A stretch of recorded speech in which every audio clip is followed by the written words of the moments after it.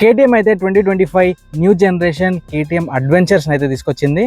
So నా దగ్గర ఉంది అయితే ఫస్ట్ జెన్ అడ్వెంచర్ అనమాట. సో దానికి చాలా డిఫరెన్సెస్ అయితే వచ్చాయి. మెయిన్లీ చూసుకుంటే లుక్స్ వైజ్, డిజైన్ వైజ్ అయితే చాలా ర్యాలీ ఇన్స్పైర్డ్ డిజైన్స్ అయితే తీసుకొచ్చింది ఇప్పుడు అది. సో ఇప్పుడు మీకు ఈ ఫ్రంట్ విండ్షీల్డ్ ఉంది కదా, ఇది కూడా మీకు స్టాకే కొంచెం హైట్ వస్తుంది అనమాట. మీరు ట్రావెలింగ్ చేసినప్పుడు ఆ విండ్ అనేది మీకు బ్లాస్ట్ అనేది చాలా తక్కువ ఉంటుంది. దీంతో పాటు మీకు హెడ్ లైట్ చేంజ్ కూడా చేశారు, వర్టికల్ సెటప్ అయితే తీసుకొచ్చారు, ప్రొజెక్టర్ సెటప్. అండ్ వీటితో పాటు మీకు క్రూజ్ కంట్రోల్ అనేది యాడ్ చేశారు. ఇంకా చాలా డిఫరెన్సెస్ అయితే వచ్చాయి మీకు. సో ఇట్లా చాలా improvements and innovation technology wise ఇట్లా చాలా అయితే ఉన్నాయి. అన్ని నేను వివరంగా అయితే ఎక్స్ప్లెయిన్ చేస్తాను. మీరు అన్ని తెలుసుకోవాలంటే వీడియో చివరి దాకా చూడండి. అండ్ వీడియో చివరి దాకా చూసి నచ్చినట్టయితే లైక్ చేయండి. సో వీడియోలోకి వెళ్దాం.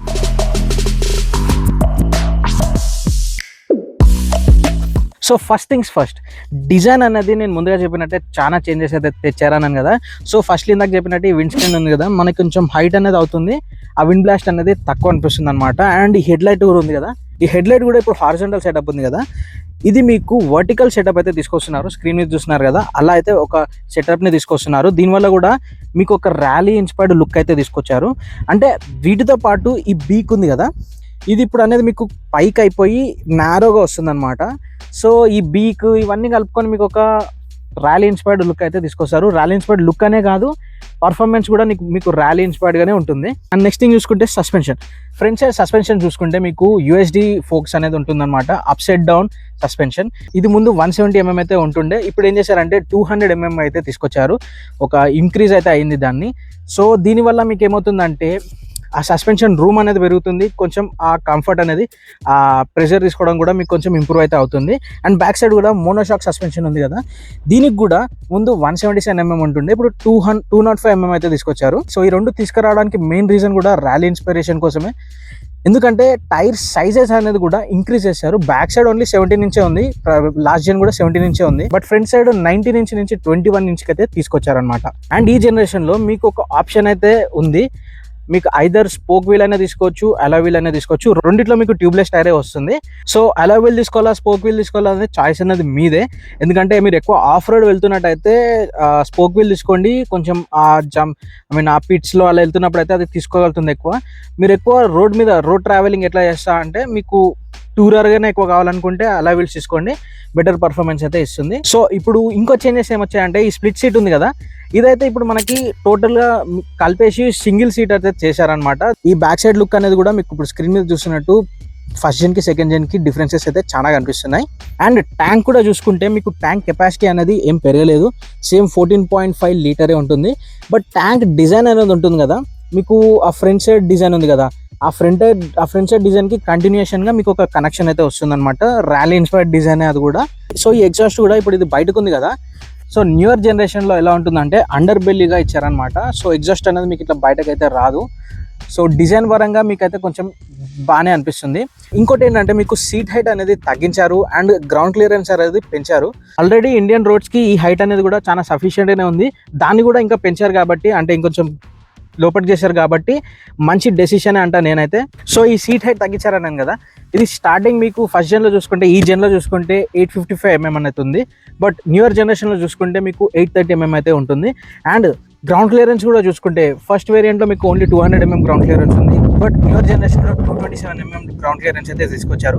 సో ఇది తగ్గడం, అది పెంచడం అనేది it's a good thing, very very good thing. ఇంజన్లో కూడా చేంజెస్ అనేది వచ్చింది, పవర్ అండ్ టార్క్ ఇంక్రీజ్ అయింది, అండ్ డిస్ప్లేస్మెంట్ చేంజ్ కూడా వచ్చింది. నేను దాని గురించి కూడా చెప్తాను. దానికన్నా ముందు మీకు ఇక్కడ ఫీచర్స్ అనేవి కూడా మీకు చాలానే చేంజ్ వచ్చాయి. ఫస్ట్ థింగ్ ఫస్ట్, అండర్ 500 సెగ్మెంట్స్లో క్రూజ్ కంట్రోల్ అనేది యాడ్ చేశారనమాట. సో అండర్ 500 సెగ్మెంట్స్లో ఇండియన్ బైక్స్లో అడ్వెంచర్ టూరర్స్లో ఆ క్రూజ్ కంట్రోల్ అనేది ఫస్ట్ బైక్ అనమాట, ఇందులోనే వస్తుంది. So that's a good thing. మీరు లాంగ్ డ్రైవ్స్ వెళ్తున్నా, ఏదైనా హైవేలో వెళ్తున్నప్పుడు మీకు కొంచెం శ్రమ అయితే తగ్గుతుంది. సో ఇంకా ఫీచర్స్ వైజ్ చూసుకుంటే మీకు రైడ్ మోడ్ అనేది ఒకటి ఆన్ అవుతుంది. సో బేసికలీ ఇందులో మీకు రైడ్ మోడ్ చూసుకుంటే స్ట్రీట్ అండ్ ఆఫ్ రోడ్ ఉంటుంది ఫస్ట్ జెన్ దాంట్లో. ఈ జెన్ దాంట్లో ఏమవుతుందంటే కొత్త జెన్ దాంట్లో ఒక రెయిన్ మోడ్ అనేది ఎక్కువ యాడ్ అవుతుంది. సెక్షన్ కంట్రోల్ అనేది చాలా ఇంప్రూవ్ చేస్తుంది. అండ్ కార్నరింగ్ ఏబిఎస్ ఉంటుంది ఇందులో. వీటితో పాటు మీకు స్విచబుల్ ఏబిఎస్ ఉంటుంది. అండ్ ఈ క్విక్ షిఫ్టర్ కూడా వస్తుంది అనమాట. క్విక్ షిఫ్టర్ ప్లస్ వస్తుంది ఈసారి. ఇదేమవుతుందంటే షిఫ్ట్ చేస్తుంటాం కదా గేర్స్ అనేది, అది ఇంకొంచెం స్మూతర్గా అయితే చేస్తుందని KTM చెప్తుంది. నేను ఇంకా కొత్త వర్షన్ అనేది లైక్ ఇంకా నాకు వీడియోలో రాలేదు, నేను రాగానే నేను కూడా చెప్తాను మీకు అది దొరికితే. కనెక్టివిటీ విషయానికి కూడా మీకు 5 ఇంచ్ TFT స్క్రీన్ వస్తుంది అనమాట. సో ముందున్నట్టే మీకు కనెక్టివిటీ అనేది ఇక్కడ నుంచి సెట్ చేసుకోవచ్చు అనమాట. సో ఈ బ్లూటూత్ ద్వారా మీరు మీ బ్లూటూత్ అయితే కనెక్ట్ చేసుకోవచ్చు మొబైల్ అయితే. అందులో నుంచి మీరు మ్యూజిక్ కంట్రోల్ చేసుకోవచ్చు. And turn by turn navigation చూపిస్తుంది. టర్న్ బై టర్న్ నావిగేషన్కి మీకు ఒక యాప్ అనేది ఉంటుంది, జస్ట్ లైక్ మీకు మొబైల్ వాచ్ ఉంటుంది కదా, దాంట్లో ఒక యాప్ అనేది ఉంటుంది. అందులో మీరు నావిగేషన్ పెట్టుకుంటే ఇందులో మీకు టర్న్ బై టర్న్ నావిగేషన్ చూపిస్తుంది. ఫస్ట్ జెన్లో కూడా ఉంటుంది అది, సో అలానే చూపిస్తుంది. అండ్ వీటితో పాటు మీకు మ్యూజిక్ కంట్రోల్స్ అనేది కూడా చేసుకోవచ్చు ఇందులో. So that's a very cool feature. మీరు ఎక్కువ యూజ్ చేస్తే, అంటే ఇది మీకు ఆఫ్ రోడింగ్లో ఎక్కువ యూజ్ రాదు, అన్లెస్ మీరు హైవే ట్రావెలింగ్ ఈ సెనా ఇవన్నీ పెట్టుకున్నప్పుడు మీకు కొంచెం యూస్ఫుల్ అయితే ఉంటుంది ఇవి. అండ్ ఇంకో మెయిన్ డిఫరెన్స్ ఏంటంటే ఫస్ట్ జెన్ సెకండ్ జెన్కి ఇంజన్ వైజ్ కూడా ఇంప్రూవ్మెంట్స్ అయితే తీసుకొచ్చారు.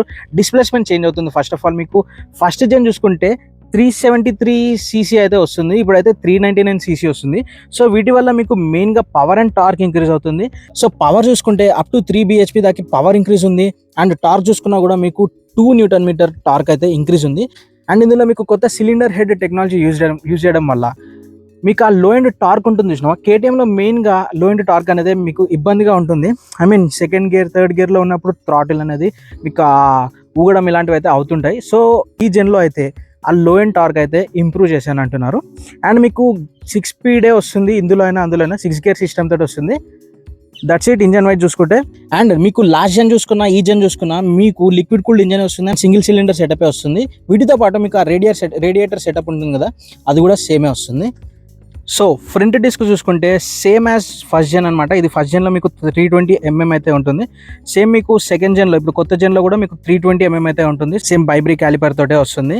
అంటే 240mmకి అయితే ఇంక్రీజ్ చేశారు. ఒక 10mm అయితే ఓల్డర్ జెన్ కన్నా, ఇప్పుడు ఈ కరెంట్ జెన్ కన్నా న్యూ జెన్కి కొంచెం ఇంక్రీజ్ అయితే చేశారనమాట. ఒక 10mm అయితే ఇంక్రీజ్ చేశారు. కామన్ థింగ్ చాలా ఉన్నాయి అందులో కూడా. మీకు రైడ్ బై వైర్ అనేది కూడా మీకు ఫస్ట్ జెన్లో ఎలా ఉందో సెకండ్ జెన్లో కూడా అలా ఉంటుంది. సో మేజర్ చేంజెస్ అయితే ఇవే ఉన్నాయి. I mean first gen adventure 390 ఒక సూపర్లీ ఇంజనీర్డ్ బైక్ అనమాట. బట్ ఆ బైక్కి కూడా ఇంప్రూవ్మెంట్స్ తీసుకొచ్చారు కస్టమర్ ఫీడ్బ్యాక్ తీసుకొని. ఫస్ట్ జెన్లో ఏం ప్రాబ్లం ఉంటుండే, మెయిన్గా ఆ లో ఎండ్ టార్క్ అనేది ఇబ్బంది ఉంటుండే, అది కూడా అడ్రస్ చేశారని నేను అంటున్నాను ఈ సెకండ్ జెన్ దాంట్లో. So that's it. ఇదే comparison between new gen and old gen. మీకు ఇందులో కూడా ఏ ఫీచర్స్ అయితే బాగా నచ్చాయో కామెంట్ సెక్షన్లో షేర్ చేసుకోండి. ఇన్ కేస్ మీకు వీడియో అయితే నచ్చితే లైక్ చేయండి. దీంతోపాటు సబ్స్క్రైబ్ చేసుకోండి. సబ్స్క్రైబ్ చేసుకున్నప్పుడు బెల్ ఐకాన్ కూడా క్లిక్ చేయండి, సో దట్ నా వీడియోస్ ఏమైనా పెట్టినప్పుడు మీకు నోటిఫికేషన్ వస్తుంది. నెక్స్ట్ వచ్చే వీడియోలో మళ్ళీ కలుద్దాం. నమస్తే.